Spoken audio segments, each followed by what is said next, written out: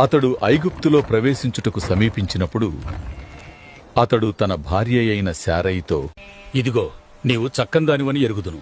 ఐగుప్తీయులు నిన్ను చూచి ఈమె అతని భార్య అని చెప్పి నన్ను చంపి నిన్ను బ్రతుకనిచ్చెదరు. నీ వలన నాకు మేలు కలుగునట్లు, నిన్ను బట్టి నేను బ్రతుకున్నట్లు నీవు నా సహోదరివని దయచేసి చెప్పుము. అబ్రాము ఐగుప్తులో చేరినప్పుడు ఐగుప్తీయులు ఆ స్త్రీ మిక్కిలి సౌందర్యవతి అయ్యుండుట చూచిరి. ఫరో యొక్క అధిపతులు ఆమెను చూచి ఫరో ఎదుట ఆమెను పొగడిరి గనుక ఆ స్త్రీ ఫరో ఇంటికి తేబడెను.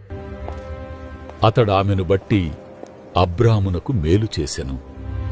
అందువలన అతనికి గొర్రెలు, గొడ్లు, మగగాడిదలు, దాసులు, పనికత్తెలు, ఆడుగాడిదలు, ఒంటెలు ఇయ్యబడెను. అయితే యెహోవా అబ్రాము భార్య అయిన శారయిని బట్టి